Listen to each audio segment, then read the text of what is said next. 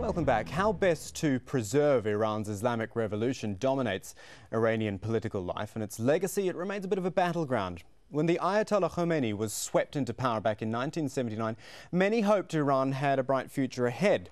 Yet there are signs the revolution may be faltering. Petrol rationing was introduced in June of 2007 that sparked some angry protests.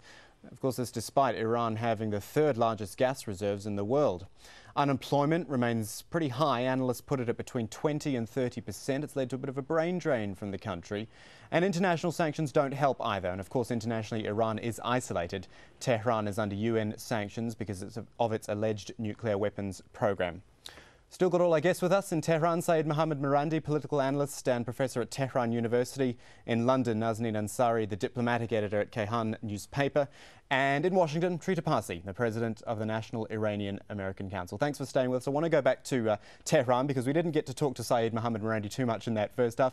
What do you make of what I've just put out there in the start of this the second half? Some of the problems that are facing Iran there, are they as bad as we might perhaps see them there? And is there a way to fix some of those issues, the things like the inflation, the unemployment, the petrol prices? Well, I think that Iran is definitely facing economic problems, but you also have to keep this in mind. While Iran's growth rate is roughly 6 to 7%, in the United States it's apparently right now negative, the growth rate there. So while Iran has its problems, you also have to keep in mind that it does have a strong growth rate, and it also is in a very difficult neighborhood. Indeed, I think one of the admirable things about Iranian democracy, though it is not ideal, is that in Iran you do have a large degree of openness. You had, for example, in Tehran, all the four major factions, or all the four major coalitions, they had candidates for every seat. And the elections, the turnout was high. Your guest in London made a mistake with regards to the percentage in Tehran. It was declared that 60% had taken part throughout Iran. Tehran is always traditionally lower. It was roughly 40%. The reason is largely because in Tehran the electoral laws are pretty awful. You have to go and vote for all the seats. Each person who votes for 30 people. That is very time consuming. You don't vote for your local MP. It takes about an hour to do that and write down the codes. And then huge queues form. So you literally have to stand in line for hours to vote. But I do think that when you take all these things into account, the very fact that all the factions are fighting hard to get into parliament also shows that the Iranian parliament is indeed very important in the Iranian political system. Otherwise, there wouldn't be such a struggle to get into it.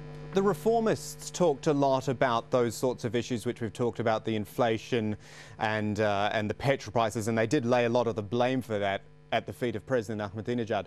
Do you believe if perhaps more of them had been able to run, and if they had more of an influence in the parliament, that they'd be able to make a real dent in those problems?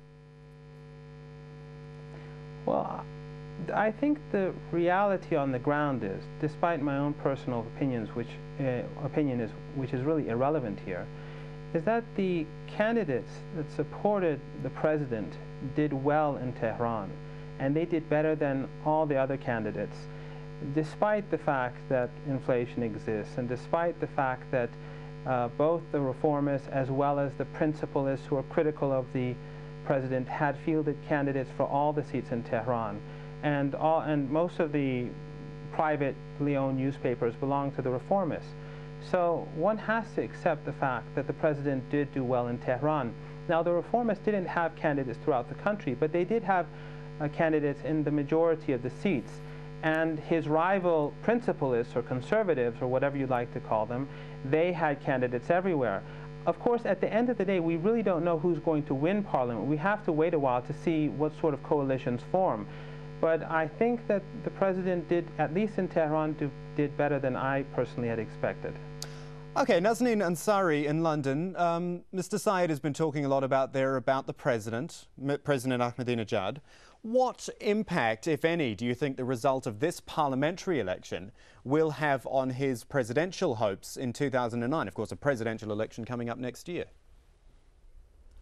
Well, when you look at the results of the elections and what we expect them to be, is basically between Mr. Ahmadinejad, who has had a lot of his candidates win the parliament, and those of the more pragmatic principalists of Mr. Ghalibaf and Mr. Larijani. But at the end of the day, we have to wait and see whether their policies are very different from one another. I don't think so. Whether they're going to go harder or softer on the nuclear issue, I don't see very much point in them for us to think that the nuclear policy of Iran will be different. Your guest in Tehran also mentioned that the participation in Tehran was 40%. But if you look at the figures of the eligible voters and those who have actually cast their ballots, it comes up to 27%. And on top of that, let us not forget that there is no freedom of association in Iran. There's not much freedom of after expression. There are not a lot of Iranian newspapers. Even our newspaper is not allowed to distribute in not only in Iran itself, but we're not even allowed to distribute in Persian Gulf states, simply because those states are afraid of the implications of allowing a newspaper such as us to be distributed amongst the Iranians. Okay, then let me get a quick reply then from Mr. Saeed. Just briefly, yes. Mr. Saeed, Mohammed Marandi, what do you think about those claims? Well, your good guests in London first said they said 60%, and it seemed a lot less. When I said 40%, she said, well, it's less than that. So the figure wasn't 60% in the first place, so she shouldn't have said that. But beyond that, I think that the fact that the Iranian government and the Iranian state is very open. I mean, in the region, if you compare the other countries that she has named, which for the most part do not have parliaments, do not have elected presidents, do not have democracies of any form, and other countries in the region, such as Egypt, such as Jordan, I think that it's the example that she's giving is a bit problematic. The reality on the ground is that in Iran there is a sensitivity about newspapers or people who are funded by the United States or funded abroad. Now, she may say that we're not funded by anyone, but when the United States officially puts in money, and so does the EU or countries in the EU, to people, to organizations inside Iran to sort of bring about regime change of any shape or form, that is called interference in the internal affairs of another country. It does not help to create dialogue. It does not help to open up a country. Indeed, what I'm saying is that Iran, despite American interference, despite European interference, despite the support of these countries for terrorist organizations, despite Iraq, despite 160,000 American troops in Iraq, in Afghanistan, in the American Navy to the south of Iran in an unstable Central Asia, you see that Iran is a very open society, relatively speaking. I'm going to jump in real quick because I think we could probably go on this topic and do a whole separate show, even just on the percentages. I want to bring it back to what I mentioned at the start of this second half, the Islamic Revolution, and sort of the legacy of that. When we see an election like this, I'm going to put this one to Trita Parsley, bring him back in from Washington, D.C. When we see the election result like this, we see, and we've already discussed the issues of the Guardian Council and things like that. Do you believe the principles, the heart of the Islamic Revolution are still alive in 2008? First, let me just address something that Nazanin brought up earlier on. I think she's quite correct. There are alternative ways of being able to bring about change, and asking for free and open elections is fully legitimate. But that is being asked by the very same people that are inside Iran and who are trying to, through parliamentarian elections such as the one we just saw, be able to slowly open the society up so that they can go into a direction in which they can have completely free elections.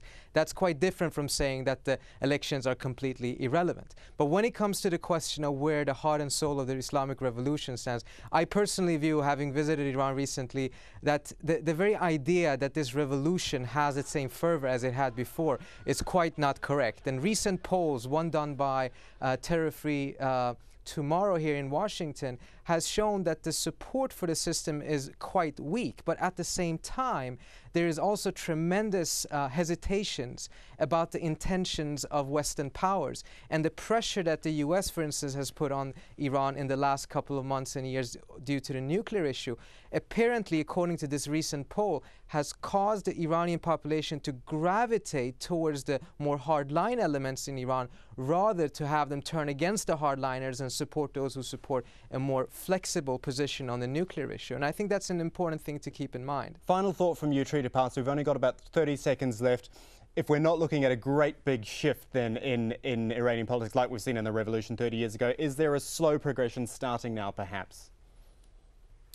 I think you have to take a look at Iran from a much wider perspective and see that there's constantly been a struggle in which the end direction seems to be towards a more open society. There's been numerous setbacks. I would say that these elections in a way are a setback because as we see the spectrum of the political accepted opinions and factions have been shrinking, that is certainly not something that one can point to and say that the country is opening up. On the contrary, it's closing down.